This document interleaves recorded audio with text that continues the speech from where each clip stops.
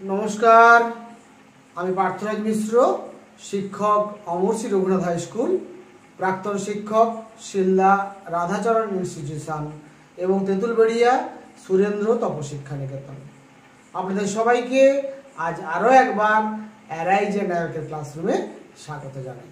আমার স্নেহের ছাত্রছাত্রীরা আশা করি সবাই ভালো আছে। আজকে আমি অ্যাকচুয়ালি দশম শ্রেণীর ছাত্রদের জন্য ক্লাসটা উপস্থাপন করছি।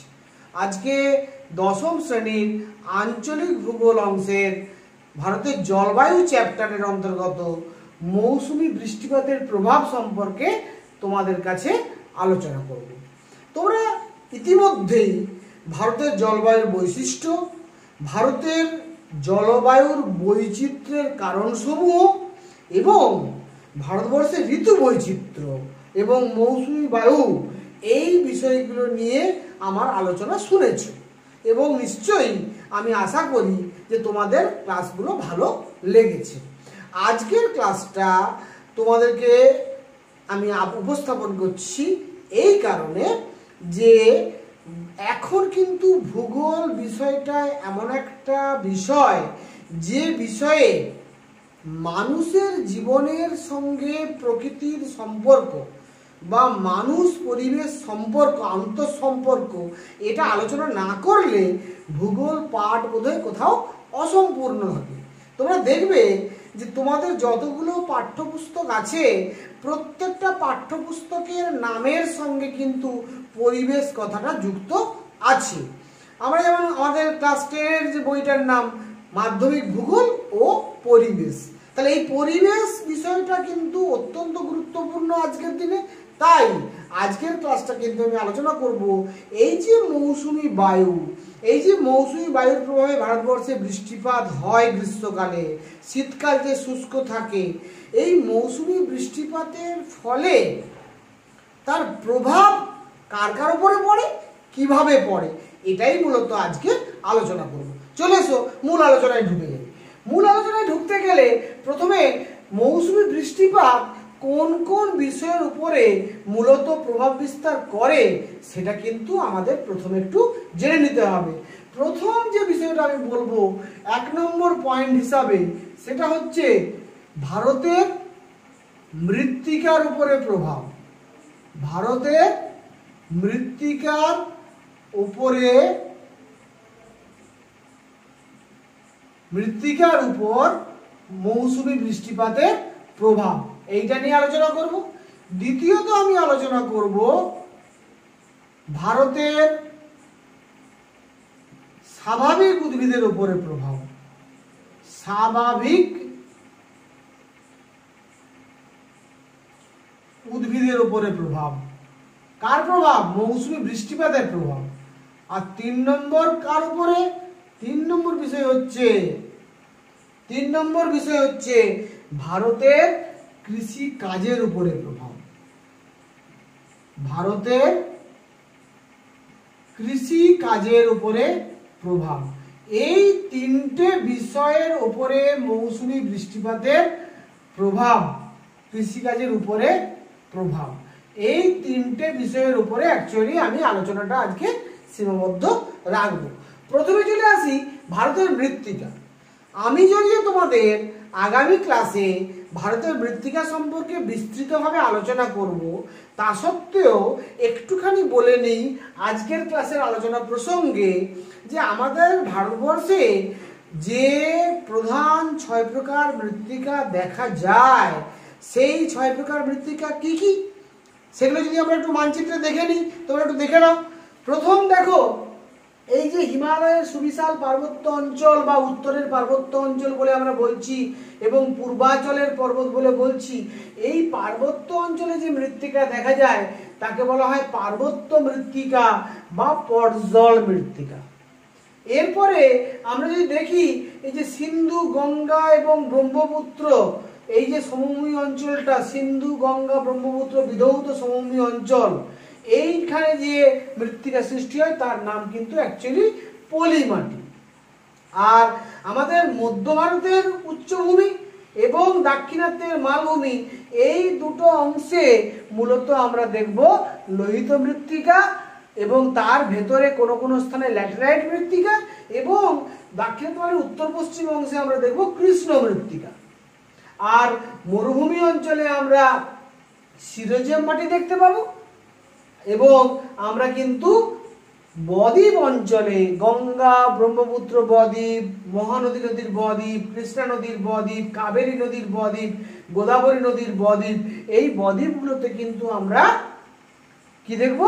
লবণাক্ত মৃত্তিকা দেখতে পাবো। পুরো বদ্বীপ অঞ্চলটা নয়, একেবারে যে সমুদ্র তীরবর্তী উপকূলীয় নবীন বদ্বীপ অঞ্চল, সক্রিয় বদ্বীপ অঞ্চল, সেখানে কিন্তু আমরা লবণাক্ত মৃত্তিকা দেখতে পাবো। তাহলে এইভাবে ভারতবর্ষে মূলত মৃত্তিকাটা অবস্থান করছে। এই যে মৃত্তিকা, এই মৃত্তিকাগুলোর মধ্যে পলি মৃত্তিকা, ল্যাটেরাইট মৃত্তিকা এবং মরু মৃত্তিকা বা যেটাকে আমরা সিরোজিয়াম মাটি বলি, এই তিনটে মৃত্তিকা সৃষ্টির পেছনে মৌসুমী বৃষ্টিপাতের প্রভাব কিন্তু অপরিসীম। ব্যাপারটা আমি যদি তোমাদের কাছে খুব সহজ করে বলে দিই, আমি ক খ গ তিনটে যদি আমি নাম লিখে দিই, প্রথমে হচ্ছে পলি মাটি। পলি মাটি কি করে সৃষ্টি হয় তোমরা জানো? পলি মাটি সৃষ্টি হয় কিভাবে না, আমরা জানি যে আমাদের ভারতবর্ষের মোট যা বৃষ্টি হয় সারা বছরে তার 90% বৃষ্টিপাত কিন্তু মৌসুমী বায়ুর প্রভাবে হয়, যেটাকে আমরা মূলত শৈলক্ষেপ প্রকৃতির বৃষ্টিপাত বলে থাকি। এই যে মৌসুমী বৃষ্টিপাত হয়, সেই মৌসুমী বৃষ্টিপাত মূলত কিন্তু হিমালয়ের পার্বত্য অঞ্চলে, উত্তর পূর্বের পার্বত্য অঞ্চলে এবং পশ্চিম দিকের ঢালে সব থেকে বেশি পরিমাণে সংঘটিত হয়। তার ফলে এই হিমালয়ের পার্বত্য অঞ্চল থেকে এবং পশ্চিমঘাট পর্বত থেকে আমরা বেশ কতকগুলো গুরুত্বপূর্ণ বড় বড় নদী সৃষ্টি হতে দেখেছি। এই নদীগুলোর মধ্যে আবার হিমালয়ের পার্বত্য অঞ্চল থেকে সৃষ্ট যে প্রধান নদী গঙ্গা, সিন্ধু এবং ব্রহ্মপুত্র, এই নদীগুলো এবং তার বেশ কয়েকটি উপনদী যেগুলো একেবারে হিমালয়ের পার্বত্য অঞ্চলের উচ্চ অংশ থেকে উৎপন্ন হয়েছে, হিমাদ্রি হিমালয় বা টেথিস হিমালয় থেকে উৎপন্ন হয়েছে, সেগুলো কিন্তু আমরা জানি যে বরফ গলা জলেও পুষ্ট। তাহলে একদিকে বর্ষার জলেও পুষ্ট, অপরদিকে বরফ গলা জলেও পুষ্ট। তার ফলে যেটা ঘটে যে এই যে অসংখ্য নদ নদীর সৃষ্টি হয়েছে, এই অসংখ্য নদ নদীর সৃষ্টির পেছনে কিন্তু মৌসুমী বৃষ্টিপাতের একটা গুরুত্বপূর্ণ প্রভাব আছে। আর এই যে নদ নদীগুলো সৃষ্টি হয়েছে, নদ নদীগুলো যখন তার নদীর দুই তীরবর্তী অঞ্চলে বা প্লাবন সমভূমি অঞ্চলে পলি সঞ্চয় করে পলি মাটি সৃষ্টি করে, বর্ষাকালে যখন নদীগুলো উপজে যায়, নদীর যখন জল ধারণ করার ক্ষমতা থাকে না, নদী যখন দুকুল ছাপিয়ে বন্যা হয়ে যায়, তখন সেই বন্যা জলের সঙ্গে পলিগুলো কিন্তু নদীর প্লাবন সমভূমি বিস্তৃত অঞ্চলে চলে যায় এবং সেখানে সেগুলো অধক্ষিপ্ত হয়ে এই পলি মৃত্তিকার সৃষ্টি করে। এর মধ্যে যেগুলো নবীন পলিমাটি দ্বারা গঠিত তাকে আমরা বলি খাদার এবং প্রাচীন পলিমাটিকে আমরা বলি ভাঙর। সেটা কিন্তু পরবর্তীকালে আমি মৃত্তিকা পড়ানোর সময় আলোচনা করব। তাহলে পলিমাটি সৃষ্টির পেছনে কিন্তু আমরা মৌসুমী বৃষ্টিপাতের প্রভাব দেখতে পাচ্ছি। আর কার ক্ষেত্রে আমরা দেখতে পাবো? খ, আমরা যদি দেখি ল্যাটেরাইট মাটির সৃষ্টির ক্ষেত্রে, ল্যাটেরাইট মাটি আমরা কোন মাটিটাকে বলবো না, আমাদের ভারতবর্ষের মধ্যভাগের যে উচ্চভূমি আছে, যেটাকে আমরা বাগেলখন্ড উচ্চভূমি, বুন্দেলখন্ড উচ্চভূমি, মালব মালভূমি, রেয়া মালভূমি বলে বলি। আমি কিন্তু ভূপ্রকৃতি পড়ানোর সময় তোমাদের বিস্তৃতভাবে বলেছিলাম। অর্থাৎ এই পোর্শনে যে মালভূমিগুলো আছে এবং ভারতবর্ষের যে দাক্ষিণাত্যের মালভূমি আছে, এই দাক্ষিণাত্য মালভূমির উত্তর পশ্চিম অংশটা বাদ দিলে বাকি কিন্তু বেশিরভাগ জায়গায় আমরা লোহিত মৃত্তিকা দেখতে পাবো। অর্থাৎ অন্ধ্রপ্রদেশ, তেলেঙ্গানা, তামিলনাড়ু, মধ্যপ্রদেশ, ছত্তিশগড়, এই রিজিয়নগুলোতে কিন্তু আমরা অ্যাকচুয়ালি লোহিত মৃত্তিকা দেখতে পাবো। আর লোহিত মৃত্তিকা মূলত সেখানে লৌহের ভাগ বেশি আছে, লৌহ অক্সাইড আছে, তাই ওই মাটির রংটা কিন্তু লাল। এবারে ওই লোহিত মৃত্তিকার মধ্যে বেশ কিছু স্থানে, যেমন এখানে ছোটনাগপুর মালভূমি অঞ্চলে, এখানে আমাদের পূর্বঘাট পার্বত্য অঞ্চলে, এখানে যদি আমরা দেখি মালনাদ এবং ময়দান অঞ্চলে, কর্ণাটক মালভূমি অঞ্চলে, তামিলনাড়ু মালভূমি অঞ্চলে, অন্ধ্র মালভূমি অঞ্চলে এবং তেলেঙ্গানা মালভূমি অঞ্চলে আমরা কিন্তু লোহিত মৃত্তিকার মধ্যে কোথাও কোথাও শক্ত ইটের মতো লাল ডিপ লাল রঙের মৃত্তিকা কাঁকুরে মাটি দেখতে পাবো। সেই মাটিটাকে বলা হচ্ছে ল্যাটেরাইট মাটি। এই ল্যাটেরাইট কথাটা এসছে ইট থেকে, অর্থাৎ ইটের মতো শক্ত। অর্থাৎ লোহিত মৃত্তিকা যখন প্রচণ্ড বৃষ্টিপাতের প্রভাবে ধৌত প্রক্রিয়ায় লৌহ অক্সাইডগুলো অপসারিত হয়ে ওখানে শক্ত ইটের মতো মাটিটা হয়ে যায়, তখনই তাকে আমরা বলি ল্যাটেরাইট মাটি। ফলে লোহিত মৃত্তিকার মধ্যে যেখানে যেখানে ল্যাটেরাইট মাটি দেখতে পাই সেখানে কিন্তু অ্যাকচুয়ালি লৌহ অক্সাইডগুলো ধৌত প্রক্রিয়ায় নিচের দিকে চলে যায়, তার ফলে এই ঘটনাটা ঘটে। ফলে মৌসুমী বৃষ্টিপাত যেহেতু ল্যাটেরাইট মাটির সৃষ্টি হতে গেলে একবার উষ্ণ একবার আর্দ্র, এইরকম একবার আর্দ্র একবার শুষ্ক একটা জলবায়ু লাগে, পর্যায়ক্রমে আর্দ্র এবং শুষ্ক জলবায়ু লাগে। আর মৌসুমী জলবায়ুর বৈশিষ্ট্য হচ্ছে একবার আর্দ্র একবার শুষ্ক, অর্থাৎ গ্রীষ্মকালে আর্দ্র মৌসুমী বায়ু, শীতকালে শুষ্ক মৌসুমী বায়ু। গ্রীষ্মকালে বৃষ্টি হবে, শীতকালে বৃষ্টি হবে না। এই যে পর্যায়ক্রমে আর্দ্র এবং শুষ্ক দুটি ঋতু বিরাজ করে, তার ফলেই কিন্তু ল্যাটেরাইট মাটির সৃষ্টি হতে দেখি। ফলে মৌসুমী বৃষ্টিপাতের প্রভাবে ল্যাটেরাইট মাটির সৃষ্টি হয় আমরা বলতে পারি। যা মৌসুমী বৃষ্টিপাতের ফলে নদ নদীর সৃষ্টি হয়, সেই নদ নদীগুলো যেমন প্লাবন সমভূমিতে পলি সঞ্চয় করে পলি মৃত্তিকার সৃষ্টি করে, তেমন ল্যাটেরাইট মাটির সৃষ্টিতেও কিন্তু মৌসুমী বৃষ্টিপাতের গুরুত্বপূর্ণ ভূমিকা আছে। এছাড়াও আমরা যদি মরু অঞ্চলের যে সিরোজিয়াম মাটির কথা বলছি, এখানে যে আমরা সিরোজিয়াম নামক মৃত্তিকা দেখতে পাই, এটাও কিন্তু অ্যাকচুয়ালি শুষ্ক মৌসুমী জলবায়ুর ফলে সৃষ্টি হয়েছে। কারণ এখানে দিনের পর দিন বছরের পর বছর বৃষ্টিপাত হয় না বললেই চলে, অত্যন্ত অল্প পরিমাণে বৃষ্টিপাত হয়, উষ্ণতা খুব বেশি, যান্ত্রিক আবির্ভাবের প্রক্রিয়া খুব বেশি। ফলে এই অঞ্চলে কিন্তু আমরা সিরোজিয়াম মৃত্তিকা সৃষ্টি হতে দেখি। এই মৃত্তিকা কিন্তু অ্যাকচুয়ালি কম বৃষ্টিপাতের কারণে হয়েছে। মৌসুমী বৃষ্টিপাত কিন্তু অল্প বৃষ্টিপাতের কারণে এই ধরনের মৃত্তিকার সৃষ্টি হয়েছে, যেটাকে আমরা মরু মৃত্তিকাও বলতে পারি। কি বলতে পারি? মরু মৃত্তিকাও বলতে পারি।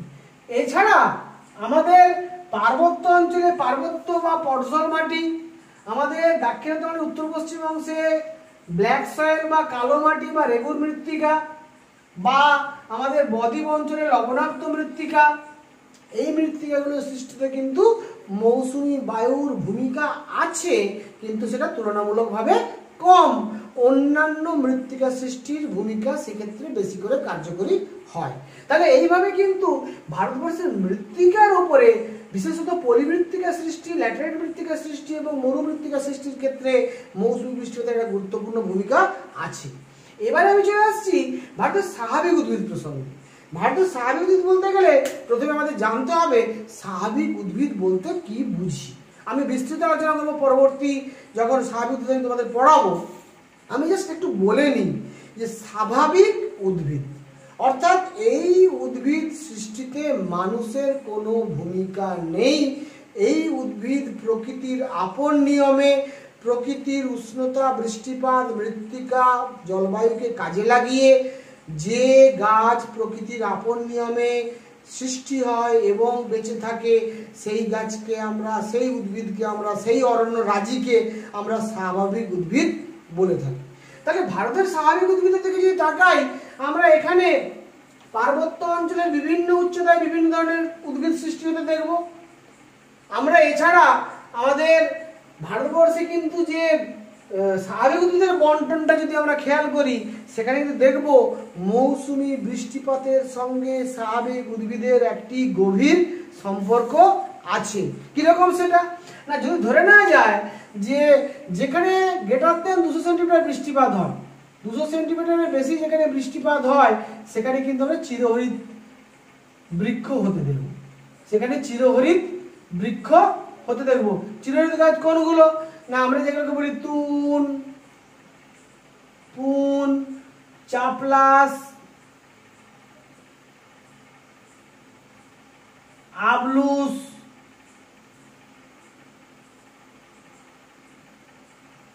বাঁশ, বেত, রোজউড, আয়রনউড, শিশু, মেহগিনি, এই ধরনের অনেক গাছ আছে। এই গাছগুলোকে আমরা চিরহরিৎ বৃক্ষ বলতে পারি। এই গাছগুলো কিন্তু 200 সেন্টিমিটারের বেশি বৃষ্টিপাতযুক্ত অঞ্চলে এই উদ্ভিদ জন্মায়। তাহলে ভারতবর্ষের কোথায় কোথায় 200 বেশি বৃষ্টিপাত হয় আমরা জানি। মূলত দুটো অঞ্চল, একটা হচ্ছে পশ্চিমঘাট পর্বতমালার পশ্চিম ঢাল, পশ্চিমঘাট পর্বতমালার পশ্চিম ঢালে কিন্তু আমাদের মৌসুমী বৃষ্টিপাতের আরব সাগরীয় শাখার ধাক্কা লাগার ফলে প্রচুর বৃষ্টিপাত হয়।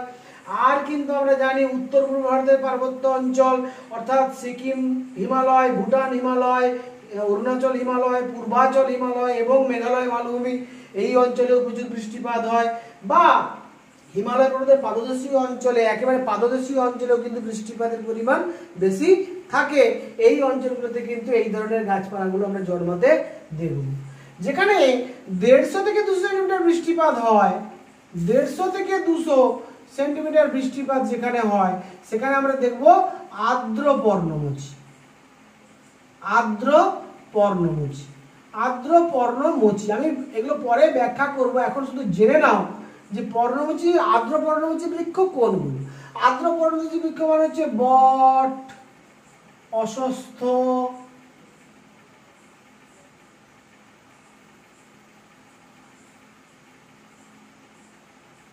তারপর তোমার হচ্ছে আম,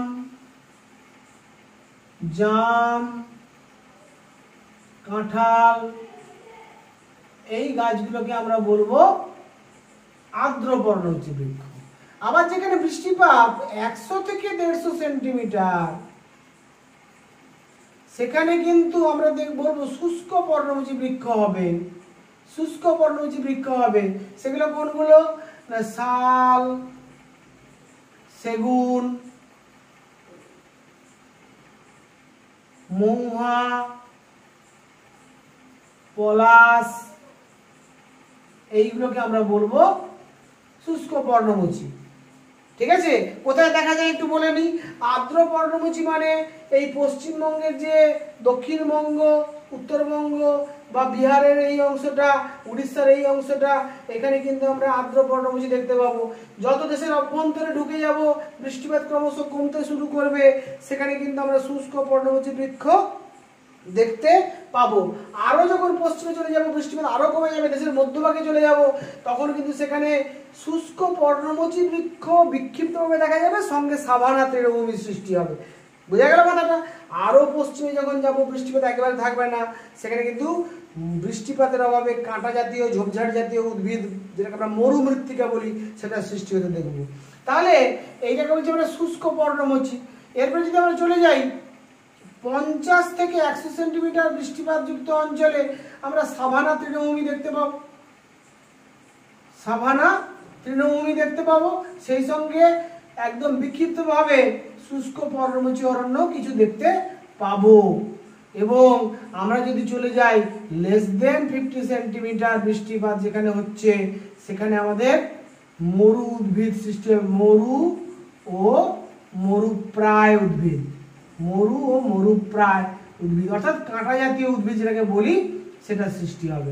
যেটাকে বলি ক্যাকটাস, ফনিমনসা ইত্যাদি বলা হয়। আমরা ক্যাকটাস জাতীয় উদ্ভিদও বলে থাকি। এই ক্যাকটাস বা ফনিমনসা এই ধরনের গাছগুলো, বাবলা, এই গাছগুলো কিন্তু আমরা দেখতে পাবো যত আমরা দেশের অভ্যন্তরে সহ পশ্চিম দিকে এগোবো। তাহলে দেখো, আমি যেটা বলতে চাইছি তোমাদেরকে, বৃষ্টিপাতের পার্থক্যের সঙ্গে সঙ্গে কিন্তু স্বাভাবিক উদ্ভিদের পার্থক্য ঘটে যাচ্ছে। এইটাকে আমি বলতে চাইছি মৌসুমী বৃষ্টিপাতের প্রভাব। অর্থাৎ মৌসুমী বৃষ্টিপাত যেখানে বেশি হয় সেখানে চিরহরিৎ বৃক্ষ, যেখানে মাঝারি হয় সেখানে পর্ণমোচী বৃক্ষ, যেখানে কম হয় সেখানে সাভানা তৃণভূমি এবং মরু উদ্ভিদ আমরা দেখতে পাবো। এইভাবে মৌসুমী বৃষ্টিপাত স্বাভাবিক উদ্ভিদের উপরে প্রভাব বিস্তার করছে। এরপরে যদি আমি কৃষিকার্যের প্রসঙ্গে চলে আসি, তাহলে ভারতবর্ষের কৃষিকাজ, এটাকে আমরা মূলত 3টে ভাগে ভাগ করতে পারি ভারতের কৃষিকে। একটা হচ্ছে খারিফ শস্য, যেটা আমরা খরিফ শস্য বলি, খরিফও বলতে পারি, খারিফও বলতে পারি। খ রবি শস্য, আর গ এটাকে বলা হয় জাইদ শস্য। জাইদ শস্য। তার মধ্যে দেখো মেন যেগুলো খাদ্য শস্য অর্থাৎ ধান, গম, ভুট্টা, ধান, গম, ভুট্টা, ওদিকে যদি বাণিজ্যিক শস্যের দিকে তাকাও বা ডাল, যত রকমের ডাল হয়, ডাল জাতীয় শস্য, তারপর তোমার আখ, তারপর তুলা, কার্পাস। এর মধ্যে দেখো এই আখ, তুলা, কার্পাস এগুলো কিন্তু তুলা কার্পাস তন্তু ফসল, আখ, তুলা, কার্পাস এগুলো সবই বাণিজ্যিক ফসল আমরা বলতে পারি। আর এইগুলো হচ্ছে খাদ্যশস্য, এইগুলো হচ্ছে খাদ্যশস্য, এটা হচ্ছে ডাল জাতীয় শস্য। এই তিন ধরনের প্রধান ফসল সেটা কিন্তু খরিফ মরশুমে হয়। খরিফ মরশুম বলতে কোন সময়টাকে আমরা বুঝি না, যে সময় ভারতবর্ষে বৃষ্টিপাত সংঘটিত হয়, অর্থাৎ জুন মাসে যখন ভারতবর্ষে বৃষ্টিপাত আসে, মৌসুমী বৃষ্টি বায়ু আসে, মৌসুমী বায়ু ঢোকে।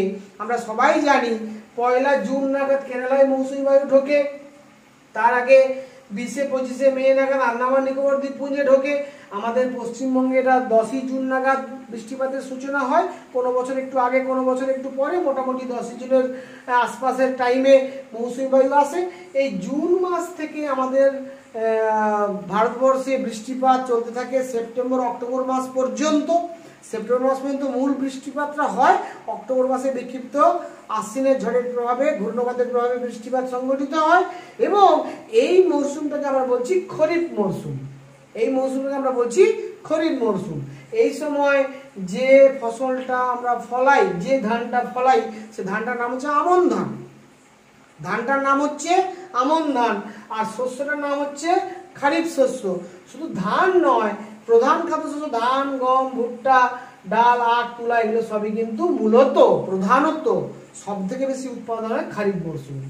এছাড়া রবি মরশুমেও কিন্তু আমরা ধান চাষ করি, রবি মরশুমেও আমরা গম চাষ করি, রবি মরশুমেও আমরা ভুট্টা চাষ করি না যে তা নয়। কিন্তু এখানে আমাদের রবি মরশুম বলতে শীতকালের শস্য, যেটাকে রবি মরশুম বলা হয়।